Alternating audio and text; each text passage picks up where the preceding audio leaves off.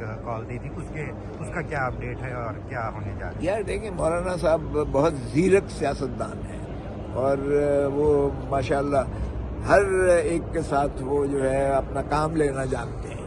ٹھیک ہے، اسٹیبلشمنٹ کے بھی ہمیشہ جب آنکھ دکھاتے ہیں تو پھر قریب بھی ہو جاتے ہیں. اور اسی طرح پیپلز پارٹی بھی بہت کچھ، یہ جو خطاب ہے یہ پیپلز پارٹی کی جانب سے انہیں ملا ہوا ہے. اگر آپ کو صحیح پتا ہو تو، کیونکہ میرے یہ سامنے کی بات ہے، تو آج کل پیپلز پارٹی سے بھی بڑا ماشاءاللہ آپ کو پتہ ہی ہے. لیکن اب جو ہاتھ کیا ہے پیپلز پارٹی نے مولانا صاحب کے ساتھ، وہ بھی آپ کے سامنے ہے کہ 26ویں ترمیم تو منظور کروا لی، اور مولانا صاحب کا بل جو ہے وہ صدر پاکستان آصف علی زرداری، جس کے ساتھ بڑا تعلق ہے ان کا، مجھے ذاتی پتہ ہے، تو وہ انہوں نے مسترد کر کے بل پھینک دیا. اور کل مولانا صاحب نے بڑی لمبی چوڑی تقریر کی اور انہوں نے کہا کہ ہم دوبارہ اسمبلی سے پاس نہیں کروائیں گے اور ہم اب دم مست کلندر کریں گے. سو اس لیے مولانا صاحب جو ہے وہ میں کیا اس سے زیادہ کہہ سکتا ہوں. باقی ٹھیک ہے. عمران صاحب کا ٹویٹر ہینڈل جو ہے یہ کون چلا رہا ہے، کہاں سے چل رہا ہے، اس بارے میں کیا اپڈیٹس ہیں؟ دیکھیں یہ باہر سے ہی چل رہا ہے، یہ مجھے نہیں پتا کون چلا رہا ہے. محمود خالد اچکزئی نے خان صاحب سے درخواست کی ہے کہ اپنا سبق ناپامان ماننے والی تحریک ہے، اس کی تحریک اس کو مؤخر کر دیں. اس پہ آپ کیا کہیں گے؟ نہیں، مولانا صاحب جو اچکزئی صاحب نے کہا ہے، عمران خان صاحب نے ان کی بات کو مانا ہے، ورنہ تو آپ کو پتا ہے اب سول نافرمانی کی تاریخ گزر چکی. تو انہوں نے کہا ہے کہ ٹھیک ہے، میں دیکھتا ہوں کہ یہ گفت و شنید میں جو ہم نے آفر کی ہے اور جو ہم نے کمیٹی بنائی ہے اس میں کیا پیش رفت ہوتی ہے.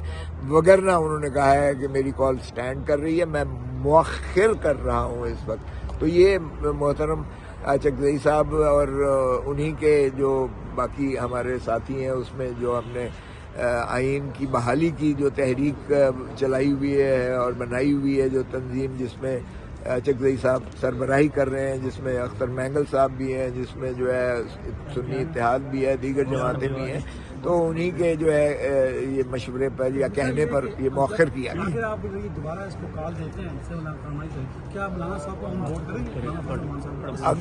اگر کیا یہ تو بالکل ابھی سٹینڈ کر رہی ہے. یہ تو اب دیکھتے ہیں نا کہ حکومت پہلے تو کہتی تھی کہ بات نہیں کرتے، جب ہم نے کہا بات، ہم نے کمیٹی بنا دی ہے تو پھر یہ تمسخر اڑاتے ہیں کہ جی دیکھا اب آپ یہ جو ہے گڑ گڑا کے کہہ رہے ہیں ہم سے بات کریں.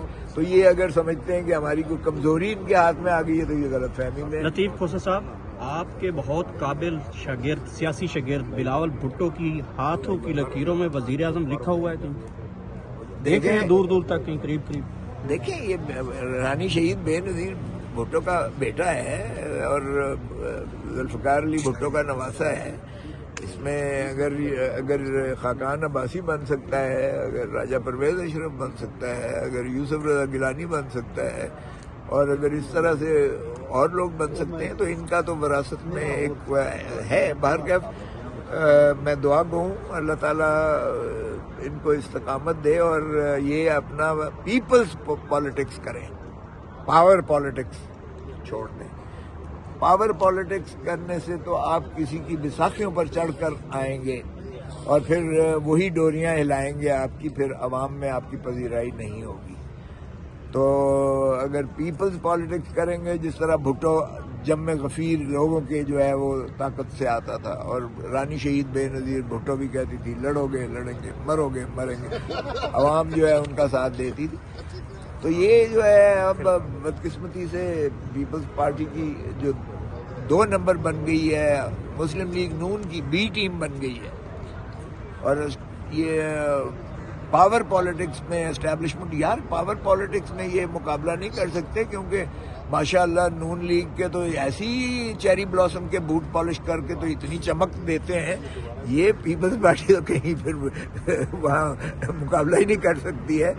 تو اگر اس طرح کی یہ سیاست کریں گے تو پھر تو مجھے دور دور تک نظر نہیں آتی. Thank you sir.